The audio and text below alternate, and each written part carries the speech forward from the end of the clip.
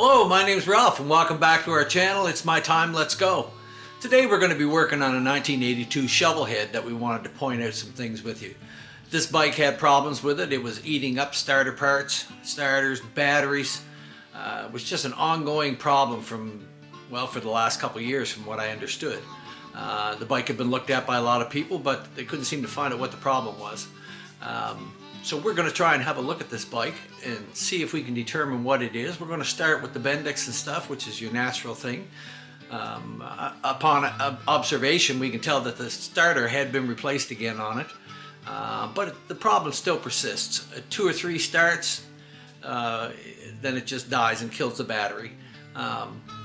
The customer just got so apprehensive about it that he was afraid to go anywhere and turn the bike off for fear that it wouldn't start. So I'm hoping that we can find the problem here and take you along with us and show you what we found, just as an interesting little tidbit. Alright, so come on, let's go and let's get at it. So today we're going to work on this 82 shovel. Seems like we've got a starting problem. Sounds like it might be the Bendix. Not quite sure, but if it is, it's going to be quite a job to get through. So we're going to try to film it as we go along and give you an idea of what's got to be done to it. First we got to start by disassembling some stuff, and little things that you see in there. That doesn't look the best, but hopefully that's going to come out without too much problem. And we'll probably have to take in the battery box and other components out to get what we want. So the bike's making a strange noise. We're going to try and check out, see if we can determine what's going on, but we'll get a sound of it.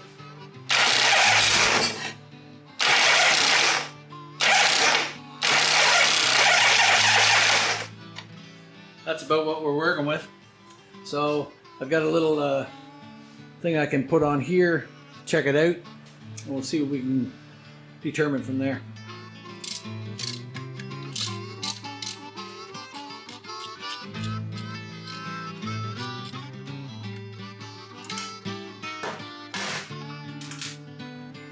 First thing we'll do is get the primary case plug out and drain plug.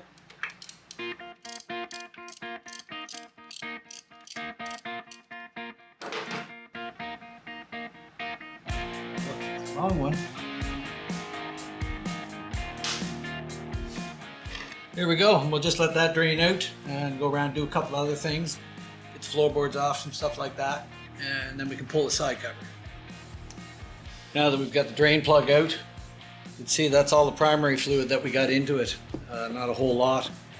So we'll have to see what's going on there. Should have been more than that in there, although the plug seems to be nice. It doesn't have metal filings on it and seems to be nice and clean, so that's a good sign. So what we're going to do now is just clean this little plug off.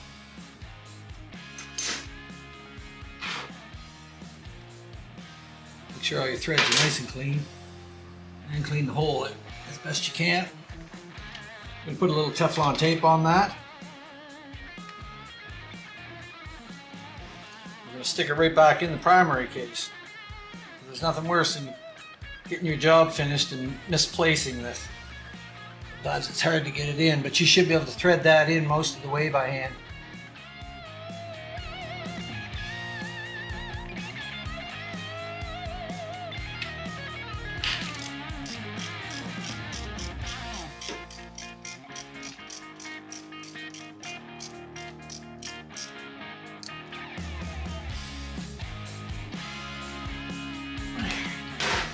Alright, now you won't have to worry about that being lost as you go along. So before we get in too farther and we get our fingers into that primary case, we're going to disconnect the battery. I mean, a lot of guys say, oh, it won't move on you, won't do anything. So we just take this little nut off the top bracket.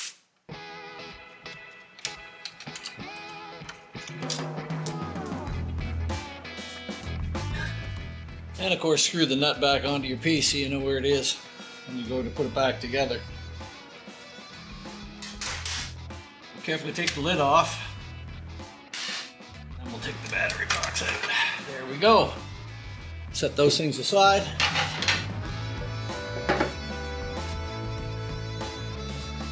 Looks like we're gonna have to take the seat off Get at that terminal. All right. Now we should be able to look down in here and disconnect the negative terminal on the bike.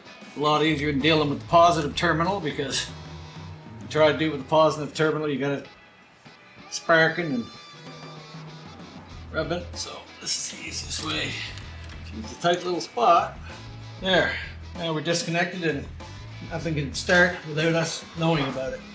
So what we're going to do is go back to the other side and have a look and get that primary cover off. So the first thing we'll do is get the foot peg off, out of the way.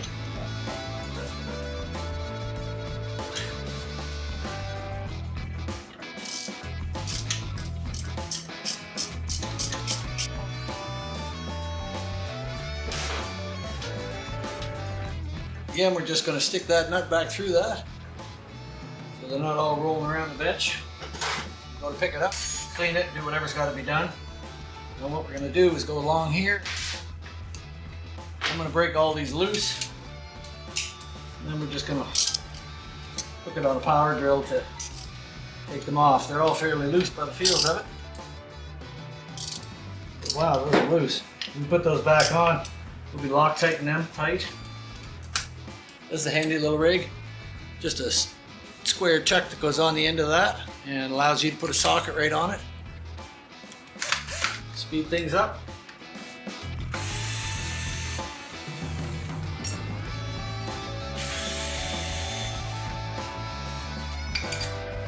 Good idea to have a rag down below there just to sop some stuff off when you first pull the cover off. Gonna make a mess.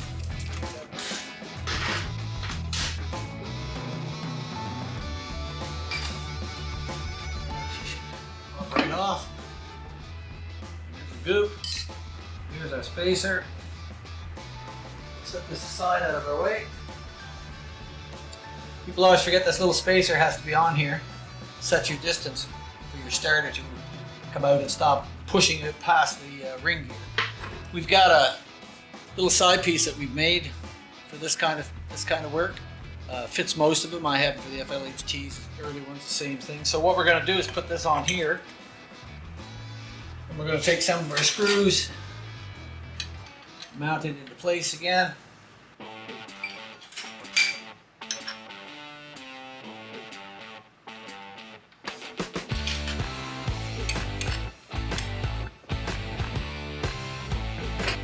So I'm quickly going to go back, put the cable on, and then we can turn it over and try to set the camera up, see if you can see in there.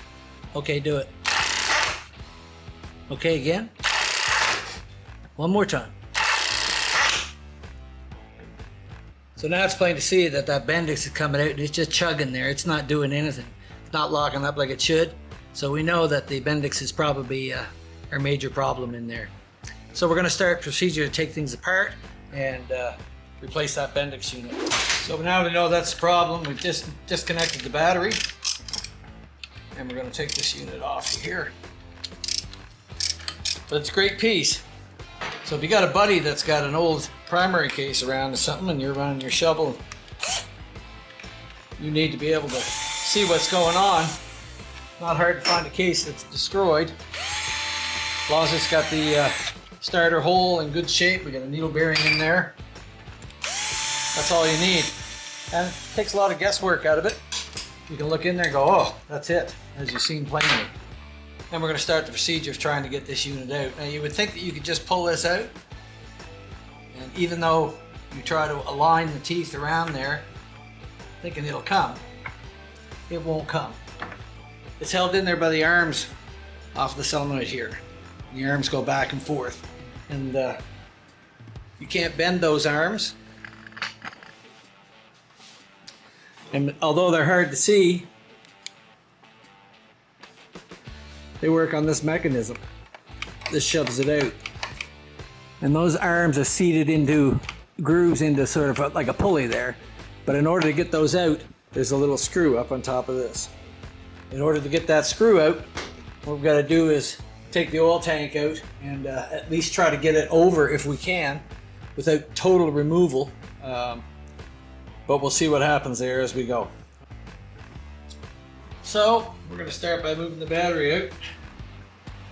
Hopefully we got enough line here to, oh, we're golden. We're golden there. Try not to touch the frame or anywhere like that. This post, your wrench, or it will light you up. Always make a note of what they've got hooked to it. Of course, got your main cable there, breaker, and they've got another live wire here with a fuse in it. I expect that that's for the battery charger, for just trickle charging it, keeping your battery up.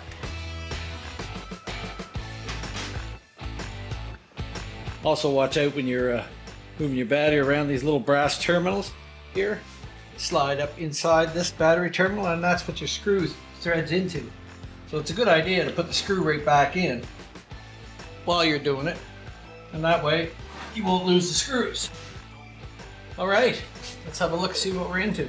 Try to clear things out as best you can. What we're hoping to do is get something here enough so that things can be slid over this way. You know, I really don't want to have to drain the oil and all that, so we're going to see what we can get off of it. Now this might come out fairly easy and it might not. We're going to have to get into some inner bolts in there underneath. Put you down in here.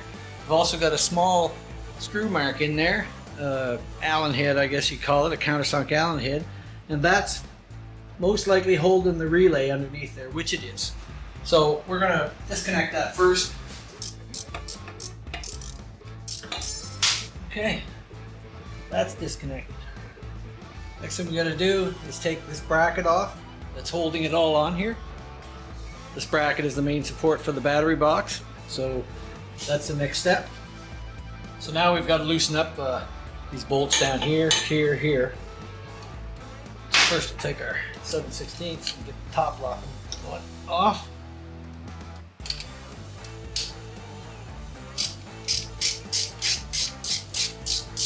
Managed to tighten up our exhaust there. It turned out that the bolt was just a little bit loose. I love these little adjustable wrenches. They make it a lot easier to take things off. You just couldn't quite get in there at that. Hopefully we can take a few things off and be able to just slide that oil tank, that's what I'm hoping, far enough over so I can get at that top bolt. And that way I can release those arms and pull the jack shaft right out. The battery box, the inside bolts, have slots cut in them. So we should be able to loosen those off and slide the box up, or allow the oil tank to go back down a little bit. There we are. And that one. There. Just take that piece right off. Now, we're going to try and loosen these ones in here. Take your time with these things. Last thing you want to do is round the bolts off, then you'll be looking for nuts to put in there. And that should slip right off like that. This has the ends on it, so you can see that these are cut out to slide in over the bolts, and the bolts are made in onto the oil tank. Now what we're hoping is that we got enough slack in the wiring. We may have to disconnect that cable.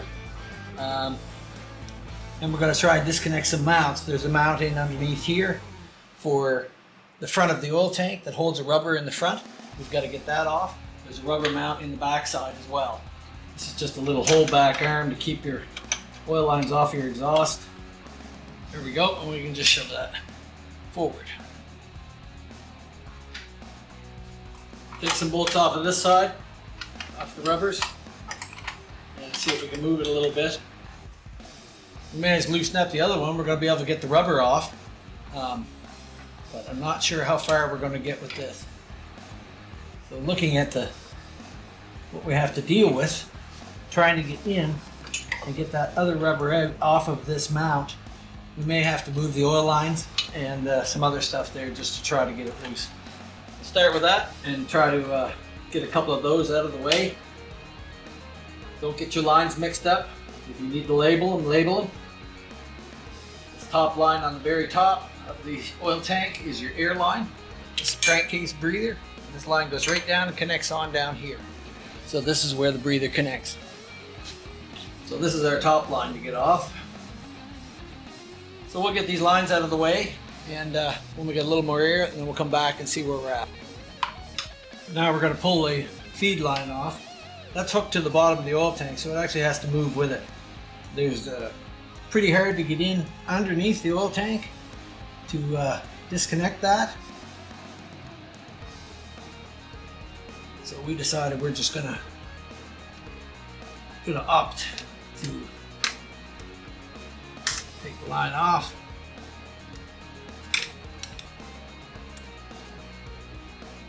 There we go. I'm just gonna stick this 3/8 bolt in it, and we'll clamp it back up. There we go. That should do it. So on this side, all we had to do was take this one out. There's a screw out here, a nut on here that we took the nut off of. But the hardest one is one that's down in there. We've got this little adjustable, and we're going to try and get in there and see if we can get the nut off it. I got a feeling the whole rubber's turning. What happens is the rubber starts to turn and get to a certain point, and the rubber will try to unscrew out of the other half of the body. You can't tell if the other rubber is turning. Stick this in here. If the rubber is spinning, we've got different problems. Yeah. Get the rubber spinning, but it's not unscrewing from the other half. So we've got the rubber stuck in there. We'll have to take a moment to figure out some way to get a hold of that in there and hold it enough to get the screw off of it in order for us to be able to slide that oil tank out. So we managed to get a small set of vice grips in here to try and get a grab on that rubber. See if we can get this off without the rubber turning. There we are. Let's come out and pop that one off. So we've managed with a little bit of finessing to take this rubber mount out of here completely. And the rubber mount down below in there is still there. We're still going to have to get that out and replace that rubber down in there. But this has allowed us enough room to just barely move that back.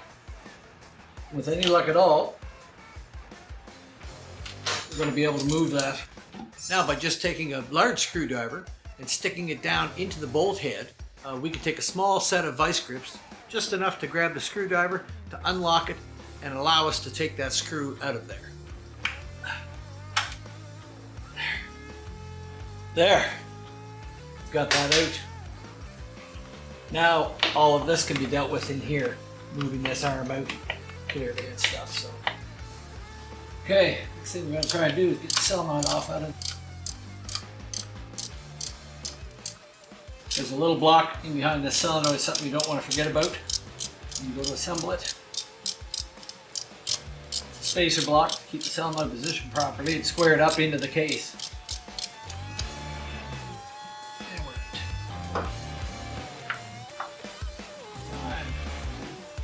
Pieces.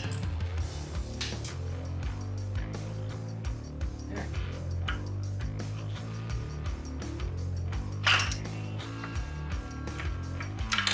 Now we can pull the whole unit out, just like that. And once it's out, see what we're looking at here.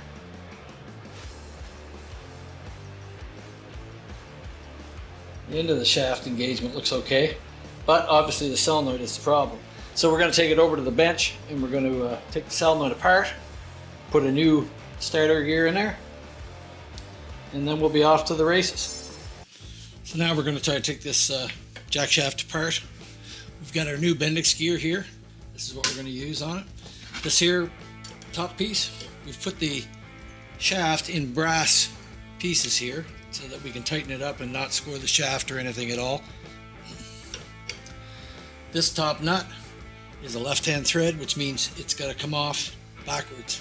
Normally we would come this way. Now we're going to go this way.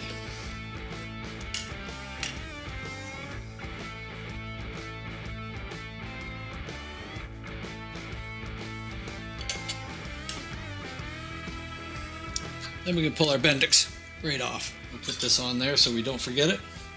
Now inside of here are small little clips which we're going to have to get out. It's a little C-clip.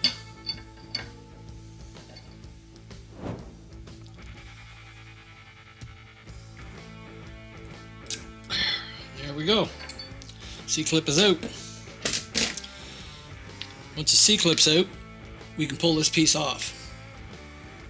And that's our piece that our forks are going to run on to run back and forth. Okay, so that's on there like that. What we do is take our new starter drive, stick that in there. Then we have to reinstall the clip in there. It's not wanting to go right in there like it should. There we are.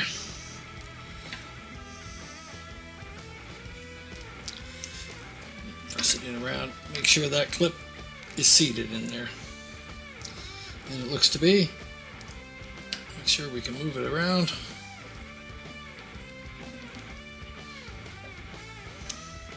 Alright, so that clip is down in there now, holding that on together. We not forgot our washer here, so we'll put our washer back in there. Put our new drive on.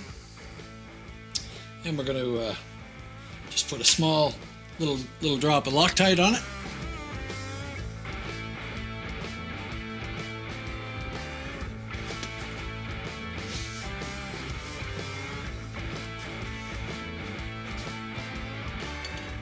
And we'll put our shaft back down on here. Remembering that it's backwards thread, so it has to go the opposite direction. And then we'll tighten that on there.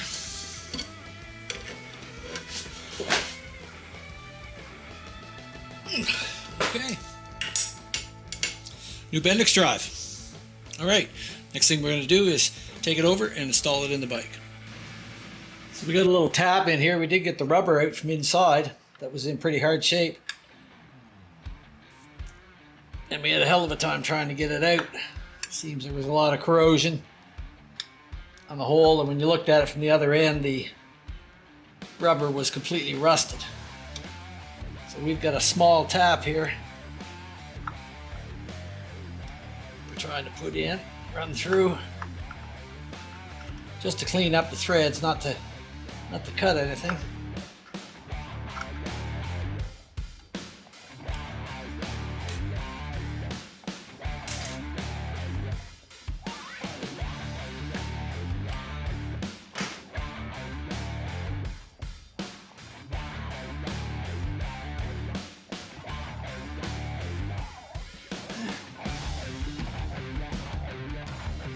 There. Now that should go in there no problem this time. So what we're going to do now is try to install everything here before we go any farther. Try to get a screw back down through and see if we can get it all in place. So once we got our Bendix installed on our shaft, we're now ready to go and put it back into the bike.